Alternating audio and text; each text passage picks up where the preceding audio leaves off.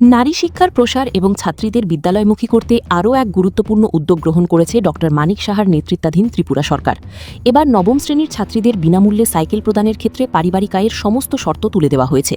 চলতি ২০২৬ শিক্ষাবর্ষে রাজ্যের বিভিন্ন বিদ্যালয়ে অধ্যয়নরত মোট ৪১,৮০০ জন নবম শ্রেণীর ছাত্রীর হাতে সম্পূর্ণ বিনামূল্যে সাইকেল তুলে দেওয়া হবে। সোমবার রাজধানী আগরতলার ঐতিহ্যবাহী শিশুবিহার স্কুলে এই বৃহৎ কর্মসূচির রাজ্যব্যাপী আনুষ্ঠানিক সূচনা করেন মুখ্যমন্ত্রী অধ্যাপক ড মানিক সাহা। অনুষ্ঠানে মুখ্যমন্ত্রী জানান, প্রধানমন্ত্রী নরেন্দ্র মোদীর দিকনির্দেশনায় ২০১৮-১৯ অর্থবর্ষ থেকে বর্তমান সময় পর্যন্ত রাজ্যের মোট ২,৫৩,১৮৭ জন ছাত্রীকে বিনামূল্যে সাইকেল প্রদান করা হয়েছে।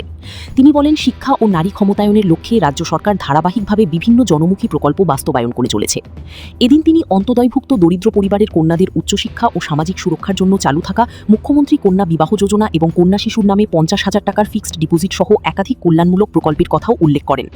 যুব সমাজকে নেশামুক্ত রাখা এবং বিদ্যালয়গুলিতে শিক্ষার মান আরও উন্নত করার লক্ষ্যে সমস্ত জেলাশাসক ও শিক্ষা সচিব মিলিন্দ রামটেকেকে নিয়মিত স্কুল পরিদর্শনের নির্দেশ দিয়েছেন মুখ্যমন্ত্রী। অনুষ্ঠানে বিশেষ অতিথি হিসাবে উপস্থিত ছিলেন আগরতলা পুর নিগমের মেয়র ও বিধায়ক দীপক মজুমদার সহ শিক্ষা দপ্তরের ঊর্ধ্বতন কর্মকর্তারা।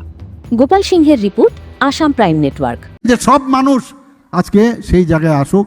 আজকে যারা গরিব আছে, তারা যারা বিপিএল পরিবারের হোক, অন্তদের হোক, তারা যাতে উপরে উঠতে পারে সেই ব্যবস্থা মাননীয় প্রধানমন্ত্রীজি সেই ব্যবস্থা করছেন। আজকে রাষ্ট্র প্রথম এই যে বিষয়, আমরা কিন্তু আগে এইসব আগে রাষ্ট্র তারপরে বাকি সব।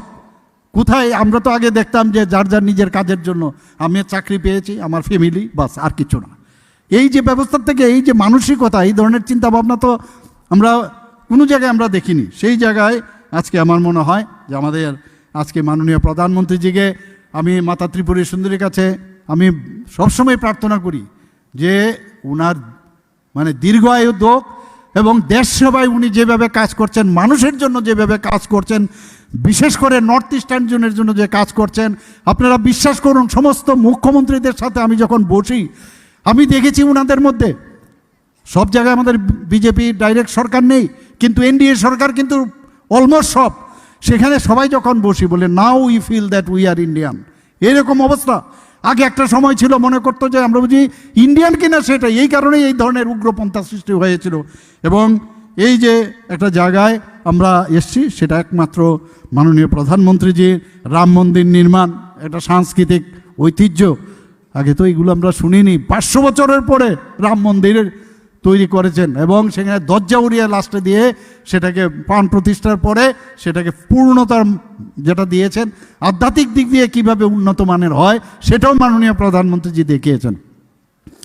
একটা কথা আমি বলি, মাননীয় প্রধানমন্ত্রীজি কিছুদিন আগে এসেছিলেন ত্রিপুরা সুন্দরী মন্দিরের যে আমরা যে প্রসাদ প্রকল্পে, এবং আমরা ত্রিপুরা সরকার থেকেও আমরা টাকা দিয়েছি, সেটা মিলে আমরা সেটাকে সুন্দরভাবে তৈরি করেছি।